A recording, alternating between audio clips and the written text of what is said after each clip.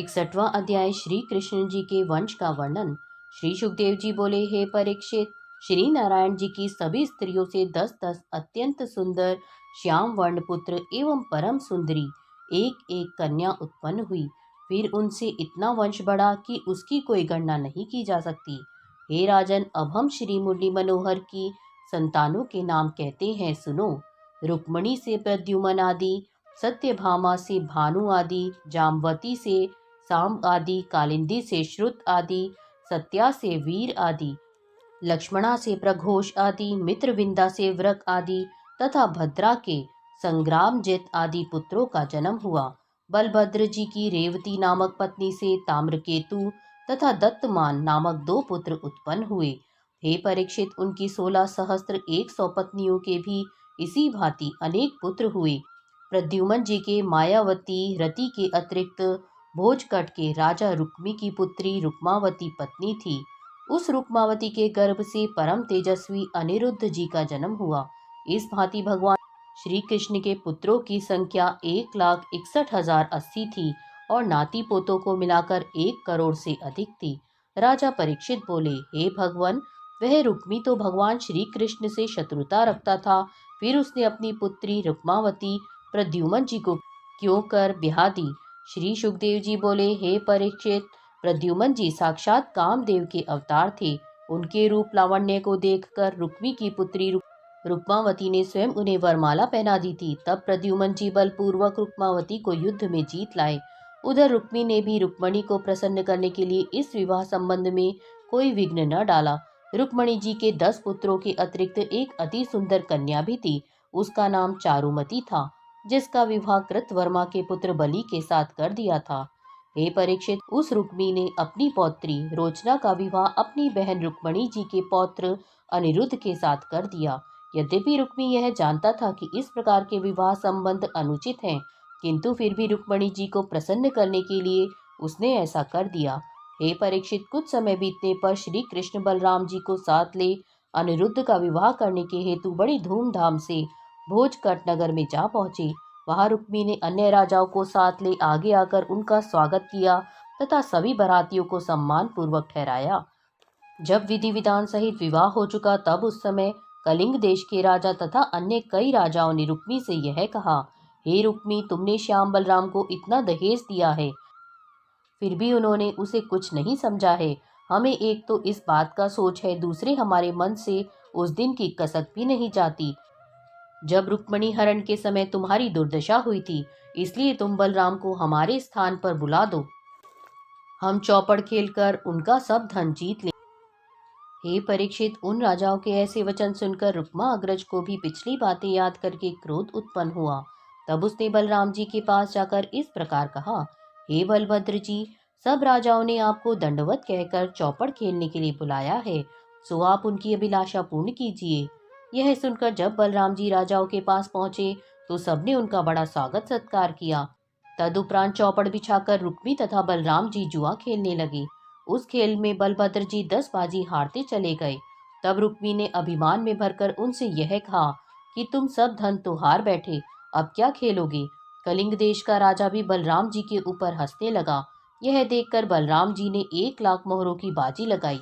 जब वे उस बाजी को जीतकर मोहरे उठाने लगे, तब अन्य राजाओं ने अधर्म से यह कहा कि यह बाजी रुक्मी ने जीती है। यह देखकर जब बलराम जी को क्रोध हुआ, उस समय रुक्मी ने अभिमान में भरकर यह कहा, हे बलराम जी, तुमने ग्वालों के साथ वन में रहकर गौएं चराई हैं, सो तुम राजसी खेल खेलना क्या जानो?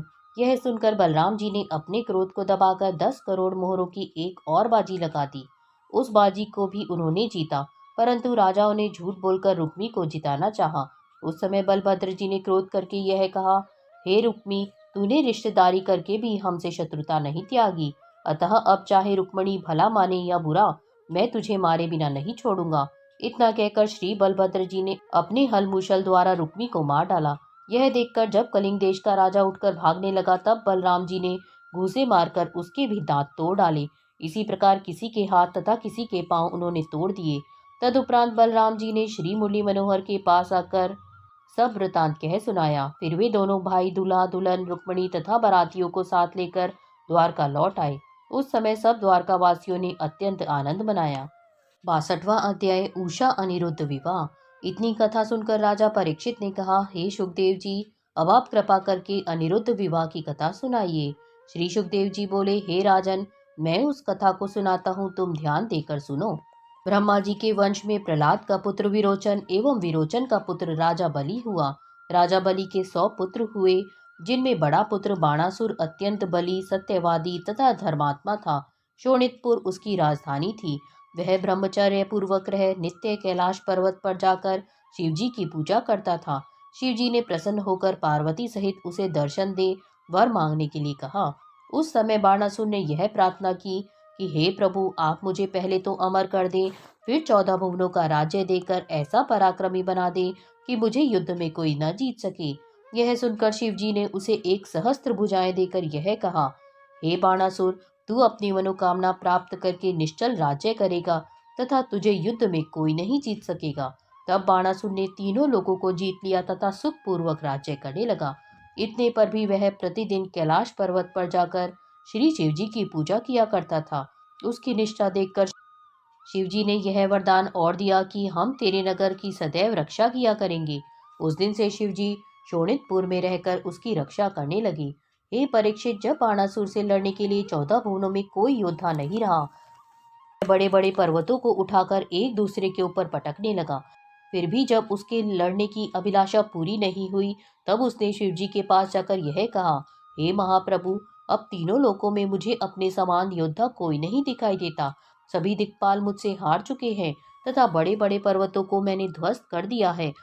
अतः अब आप या तो मुझे कोई ऐसा योद्धा बताइए जिससे युद्ध करके मैं अपनी भुजाओं को शांति दे सकूं, अन्यथा आप स्वयं ही मुझसे युद्ध करिए। तो उस समय बाणासुर के मुख से ऐसे शब्द सुनकर शिवजी ने विचार किया कि मैंने तो इसे भक्त जानकर वरदान दिया था, परंतु यह अभिमान में भरकर मुझी से लड़ना चाहता है, अतः इसका गर्व नष्ट करना चाहिए। यह सोचकर उन्होंने बाणासुर से कहा, हे मूर्ख, इस समय तो तुझसे युद्ध करने योग्य कोई नहीं है, परंतु कुछ दिनों बाद जब श्री कृष्ण का अवतार होगा, तब वे तेरी युद्ध पिपासा शांत करेंगे। यह सुनकर बाणासुर ने प्रसन्न होकर कहा, हे महाप्रभु, मुझे उनके अवतार का पता किस प्रकार लगेगा। तब श्री शिवजी उसे एक ध्वजा देकर इस प्रकार बोले, हे बाणासुर, तू इस ध्वजा को अपने राजभवन पर बांध देना। जब यह ध्वजा अपने आप टूटकर गिर पड़े, उस समय तू यह समझ लेना कि तेरा शत्रु उत्पन्न हो गया है।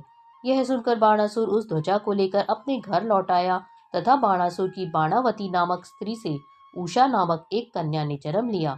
जब यह कन्या 7 वर्ष की हुई, तब बाणासुर ने उसे सहेलियों के साथ विद्या अभ्यास करने के लिए कैलाश पर्वत पर शिव पार्वती के पास भेज दिया। वहां रहकर उषा शिवजी से विद्या पढ़ने लगी। कुछ दिनों में वह संपूर्ण शास्त्र एवं गान विद्या में अत्यंत प्रवीण हो गई। एक दिन उषा वीणा बजाती हुई पार्वती जी के साथ कोई रागिनी गा रही थी। उस समय शिवजी ने पार्वती जी से कहा, हे प्रिय, मैंने जिस कामदेव को भस्म कर दिया था, अब उसने प्रद्युम्न नाम से श्री कृष्ण के यहाँ जन्म लिया है। इतना कहकर शिवजी पार्वती जी को साथ लेकर गंगा स्नान करने चले गए। जब लौटकर आए तो श्री पार्वती जी वीणा बजाकर शिवजी को प्रसन्न करने लगी। उस समय भोलेनाथ ने भी आनंदित होकर उन्हें अपने कंठ से लगा लिया।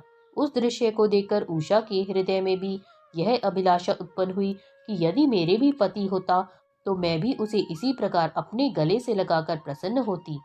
जब पार्वती जी को उसकी मनोभिलाषा का ज्ञान हुआ तो उन्होंने उषा को अपने पास बुलाकर कहा, हे पुत्री, तुझे तेरा स्वामी स्वप्न में आकर मिलेगा।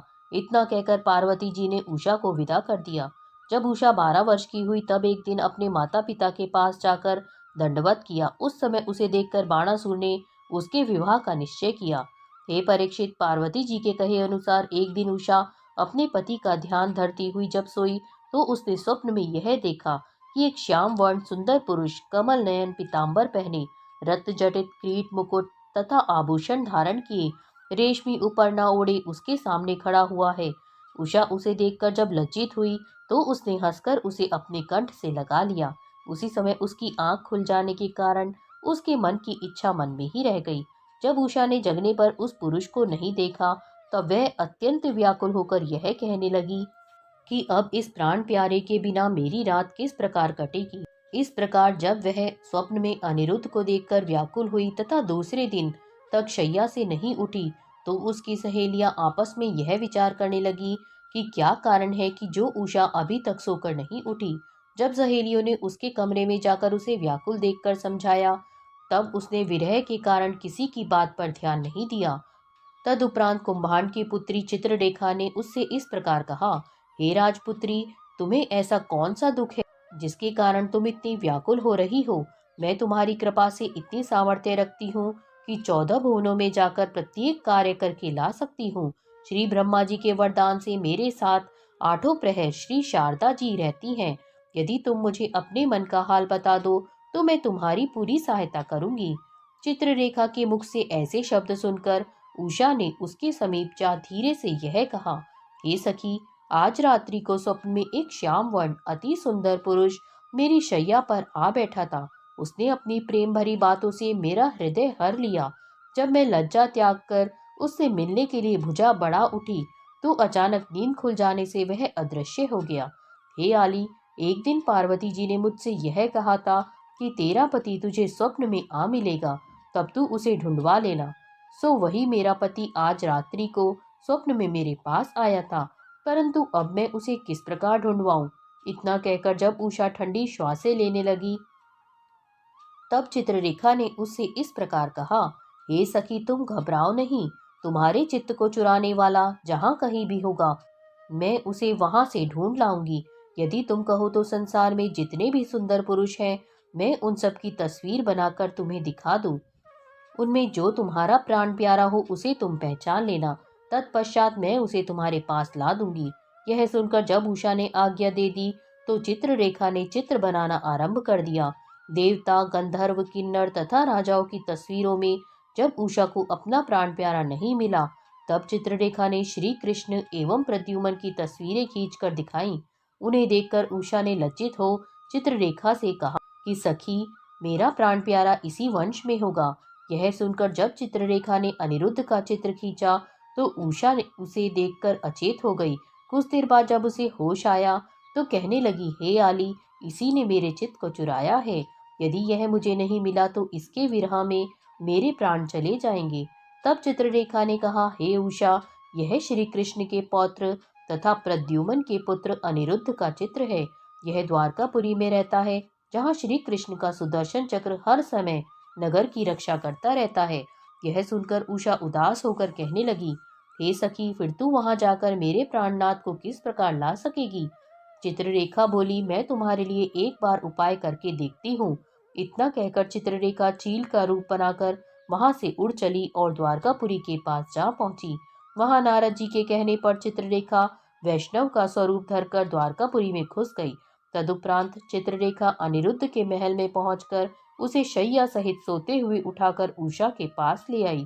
अनिरुद्ध को देखते ही उषा अत्यंत प्रसन्न हो चित्ररेखा की प्रशंसा करती हुई कहने लगी कि हे सखी, आज तूने मुझे जीवन दान दिया है, सो मैं तेरा एहसान जीवन भर नहीं भूलूंगी। हे परीक्षित, जब अनिरुद्ध की आंखें खुली और उसने अपने को पराए घर में सोते हुए पाया तो अत्यंत चकित होकर विचार करने लगा कि मुझे घर से उठाकर कौन ले आया है। जब उसने अपने सामने बैठी हुई परम सुंदरी उषा को देखा तो यह पूछा, हे परम सुंदरी, तुम कौन हो तथा मुझे यहाँ किस प्रकार ले आई। यह सुनकर उषा लज्जा के कारण उसकी बात का कोई उत्तर न दे सकी। तब अनिरुद्ध ने उसे अपनी शैया पर बैठा लिया और प्रेम भरी बातें करके उसके संकोच को दूर कर दिया। जब दोनों को एक दूसरे का परिचय प्राप्त हुआ तब उन्होंने गंधर्व विवाह करके अपनी इच्छा पूर्ण की। इस प्रकार दोनों वहीं रहने लगे। सखियों ने इस बात को छिपाए रखा। इस प्रकार जब 4 महीने बीत गए तो एक दिन उषा ने यह विचार किया कि मेरे निरंतर घर में रहने से लोग संदेह करने लगेंगे। तो जब वह महल से बाहर निकली उसी समय अपने प्राण प्यारे का ध्यान आ जाने से उल्टे पांव फिर भीतर लौट गई। यह देखकर रक्षकों ने आपस में विचार किया कि क्या कारण है जो इतने दिनों बाद तो राजकन्या बाहर निकली और एक क्षण में ही फिर भीतर लौट गई। उस समय एक रक्षक ने कहा कि मैं कई दिनों से राजकुमारी के भवन को 8 प्रहर बंद रहते देखकर भी भीतर शब्द सुना करता हूँ, अतः हमें राजा के पास चलकर यह समाचार कहना चाहिए। हे परीक्षित, जिस समय वे रक्षक आपस में इस प्रकार बातें कर रहे थे उसी समय राजा बाणासुर अनेक शूरवीरों को अपने साथ लिए उसी स्थान पर आ पहुंचा। जब महादेव जी की दी हुई ध्वजा उसे अपने स्थान पर न दिखाई पड़ी तो उसने जाना कि अब मेरा शत्रु उत्पन्न हो गया है। उसी समय एक रक्षक ने हाथ जोड़कर उससे यह कहा कि हे पृथ्वीपति, बहुत दिनों से मैं राजकन्या के भवन में किसी के हंसने बोलने का शब्द सुना करता हूँ, परंतु यह नहीं जानता कि वह कौन है और कहाँ से आया है। यह सुनकर बाणासुर अत्यंत क्रोध करके अस्त्र शस्त्र लिए हुए उषा के महल में जा पहुंचा तथा द्वार के बाहर से ही ललकारता हुआ इस प्रकार कहने लगा, अरे चोर, तू कौन है? बाहर निकल कर आ, जिससे मैं तुझे दंड दूं। यह सुनकर उषा ने अत्यंत भयभीत होकर अनिरुद्ध से कहा, हे प्राणेश्वर, मेरा पिता आपको पकड़ने के लिए आया है, अब आपके प्राणों की रक्षा किस प्रकार होगी? तब अनिरुद्ध ने उत्तर दिया, हे प्रिय, तुम चिंतित मत हो, मैं क्षण भर में सबको मारे डालता हूँ। इतना कहकर अनिरुद्ध ने कुछ मंत्र पढ़ा और 108 हाथ की एक पत्थर की शिला हाथ में लेकर वह बाहर निकल आया। उस समय सब शूरवीर उसके ऊपर एक साथ अपने अस्त्र शस्त्रों की वर्षा करने लगे, परंतु अनिरुद्ध ने उनमें से बहुतों को मार अथवा घायल कर दिया। जो शेष बचे हुए भाग खड़े हुए। जब बाणासुर ने यह देखा, तब उसने श्री शिवजी द्वारा प्राप्त नागपाश को फेंककर अनिरुद्ध को बंदी बना लिया। यह देखकर उषा अचेत होकर पृथ्वी पर गिर पड़ी और अति शोकित होकर आंसू बहाने लगी। 63वां अध्याय श्री कृष्ण तथा बाणासुर के युद्ध का वृतांत। श्री सुखदेव जी ने कहा, हे परीक्षित, जब अनिरुद्ध को गए 4 महीने अधिक हो गया, तब एक दिन प्रद्युम्न उदास हो श्री श्याम जी तथा बलराम जी के समीप बैठकर अनिरुद्ध की चर्चा करने लगे। उसी समय श्री हरि की इच्छा से वहां नारद जी आ पहुंचे और उन्होंने अनिरुद्ध हरण, उषा मिलन तथा बाणासुर के यहाँ बंदी होने का सारा वृतांत कह सुनाया। यह सुनकर श्री श्याम बलराम 12 अक्षौहिणी सेना लेकर शोणितपुर में जा पहुंचे। जिस समय सैनिक नगर को लूटते हुए आगे बढ़े, उस समय एक सेवक ने जाकर बाणासुर को श्री कृष्ण जी द्वारा चढ़ाई का समाचार कह सुनाया। उसे सुनकर बाणासुर ने अपने मंत्रियों तथा सेनापतियों को यह आज्ञा दी कि तुम सेना लेकर उन पर आक्रमण कर दो। यह सुनकर बाणासुर का मंत्री 12 अक्षौहिणी सेना साथ लेकर श्री श्याम सुंदर के सम्मुख जा डटा। तदुपरांत बाणासुर भी शिवजी का ध्यान करके अपनी सेना से जा मिला। जब शिवजी ने यह देखा कि मेरे भक्त पर संकट आया हुआ है, तब वे भी अपने भूत प्रेतों की सेना लिए बाणासुर की सहायता के निमित्त युद्ध स्थल में आ पहुंचे। उस समय बाणासुर ने श्री कृष्ण को पुकार कर कहा कि हम धर्म युद्ध करना चाहते हैं, अतः एक एक शूर अपने अपने जोड़े से युद्ध करें। जब यह बात श्री हरि ने स्वीकार कर ली, तो श्री कृष्ण का शिवजी से, सात्यकी का बाणासुर से, प्रद्युम्न का स्वामी कार्तिकेय से, बलराम जी का कुंभांड नामक मंत्री से, श्री कृष्ण के पुत्र चारुदेशन का बाणासुर के पुत्र स्कंद से तथा सांब का बाणासुर के दूसरे मंत्री कुंभकर्ण से युद्ध होने लगा। इसी प्रकार सैनिक भी भिड़ गए। हे परीक्षित, जब युद्ध आरंभ हुआ, उस समय सब देवता अपने अपने विमानों पर बैठकर युद्ध देखने के लिए आकाश मंडल में आ पहुंचे। जब युद्ध स्थल में शिवजी ने श्री कृष्ण के ऊपर ब्रह्मास्त्र का प्रयोग किया, उस समय श्री कृष्ण ने उसे अपने बाण से काट गिराया। तदुपरांत शिवजी ने अपने बाण से आंधी उत्पन्न की, तो श्री श्याम सुंदर ने उसे अपनी महिमा से नष्ट कर दिया। फिर जब महादेव जी ने अग्नि बाण चलाया, तो श्री कृष्ण ने वारी बाण चलाकर उस अग्नि को बुझा दिया तथा एक ऐसा बाण चलाया जिससे शिवजी की सेना के सभी भूत प्रेतों के दाढ़ी मूछ आदि के बाल जलने लगे। यह देखकर शिवजी ने अपने बाण द्वारा पानी बरसाकर उनकी जलन को शांत किया। तदुपरांत शिवजी ने नारायणास्त्र निकाला, परंतु फिर कुछ सोच समझकर उसे तरकश में ही रख दिया। यह देखकर श्री मुरली मनोहर ने आलस्य बाण छोड़कर शत्रु सेना को काटना आरंभ कर दिया। तब शिवजी ने क्रुद्ध होकर उन पर 3 बाण चलाए, परंतु श्री श्याम सुंदर ने उनको काटकर एक ऐसा बाण चलाया जिसके लगने से शिवजी गिर पड़े और जमाई लेने लगे। हे राजन, इधर प्रद्युम्न ने स्वामी कार्तिकेय के वाहन मयूर पर 3 बाण ऐसे छोड़े जिससे वह पृथ्वी को छोड़कर आकाश में उड़ गया। जब स्वामी कार्तिकेय आकाश से बाण वर्षा करने लगे, तब प्रद्युम्न ने अपने बाणों द्वारा पुनः मयूर सहित उनको पृथ्वी पर डालकर मूर्छित कर दिया। उधर बलराम जी तथा सांब ने बाणासुर के दोनों मंत्रियों को मार डाला। यह दशा देखकर बाणासुर सात्यकी से लड़ना छोड़कर श्री कृष्ण के सामने जा पहुंचा तथा अपने 1 सहस्त्र हाथों में 500 धनुष लेकर उनके ऊपर बाण वर्षा करने लगा। यह देखकर श्री मुरली मनोहर ने एक बाण ऐसा मारा कि बाणासुर के धनुष कटकर पृथ्वी पर गिर पड़े तथा उसका सारथी घोड़ों सहित मारा गया। यह दशा देखकर बाणासुर युद्ध भूमि छोड़कर घर की ओर पैदल भाग तथा श्री कृष्ण उसका पीछा करने लगे। उस समय बाणासुर की माता कोटरा अपने पुत्र पर विपत्ति देखकर नग्न भागती हुई श्री कृष्ण के सामने आ पहुंची। हे परीक्षित, शास्त्रों के अनुसार पर स्त्री को नग्न देखना महापाप है। श्री कृष्ण ने कोटरा को नग्न देखना उचित न जानकर मस्तक झुका आंखें बंद कर ली। मौका पाकर बाणासुर एक अक्षौहिणी सेना लेकर पुनः युद्ध भूमि में आ पहुंचा और बाणासुर श्री बांके बिहारी से युद्ध करने लगा। जब श्री कृष्ण ने एक क्षण में उसकी वह सब सेना भी नष्ट कर दी तो वह भागकर शिवजी की शरण में गया।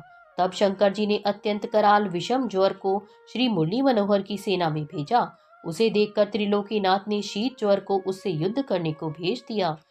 जब विषम ज्वर उस ज्वर के वार को न सह सका तो भागकर श्री शिवजी के चरणों में जा गिरा तथा कहने लगा, हे कैलाशपति, इस शीत ज्वर के मारे मेरे प्राण निकले जा रहे हैं, सो आप मेरी रक्षा करने की कृपा करें। यह सुनकर शिवजी ने उत्तर दिया कि तुम श्री बांके बिहारी की शरण में जाओ, वे ही तुम्हें अभय दान दे सकेंगे। तब विषम ज्वर श्री कृष्ण की शरण में पहुंचकर इस प्रकार बोला, हे प्रभु, इस समय शीत ज्वर के कारण मेरे प्राण कंठ में हैं, सो आप मेरी रक्षा कीजिए। उसकी प्रार्थना सुनकर श्री हरि ने उसका अपराध क्षमा करते हुए कहा कि आज से तू किसी भी हरि भक्त को दुख मत देना। तदुपरांत बाणासुर अपने हाथों में अनेक प्रकार के अस्त्र शस्त्र लेकर श्री कृष्ण के सम्मुख जाकर कहने लगा कि अभी तक मेरी युद्ध पिपासा शांत नहीं हुई है, सो तुम मुझसे युद्ध करो। उसके ऐसे अभिमान पूर्ण वचन सुनकर श्री हरि ने सुदर्शन चक्र से उसकी चारों भुजाओं को छोड़कर शेष सब भुजाएं काट डाली। तब वह शिव जी की शरण में जाकर यह कहने लगा, हे प्रभु, अब आप मेरे प्राण बचाने की कृपा करें। यह सुनकर श्री शिवजी उसे साथ ले वेद स्तुति करते हुए श्री कृष्ण के पास पहुंचे तथा बाणासुर को उनके चरणों में डालकर इस प्रकार कहने लगे, हे दीनबंधु, आप अधर्मियों को मारने तथा भक्तों की रक्षा के लिए सगुण रूप धारण करते हैं। हे कृपानाथ, बाणासुर ने अपने अज्ञान के कारण आपसे शत्रुता की, उसका दंड वह प्राप्त कर चुका। अब आपकी शरण में आया है, अतः इसका अपराध क्षमा कर दीजिए। हे परीक्षित, जब शिवजी ने इस प्रकार स्तुति की तो श्री मुरली मनोहर बोले, हे शिवजी, आप में और मुझ में भेद समझने वाला जीव नरक में पड़ता है तथा आपका स्मरण करने वाला मनुष्य अंत समय में मुझे प्राप्त करता है। कैलाशपति, मैंने भक्त प्रहलाद को यह वरदान दिया था कि तेरे वंश में जो उत्पन्न होंगे मैं उनकी रक्षा करूंगा, इसलिए यदि आप न भी कहते तो भी मैं इसके प्राण न लेता। अब मैं बाणासुर के सब अपराध क्षमा करके इसे आपका पार्षद बनाता हूँ।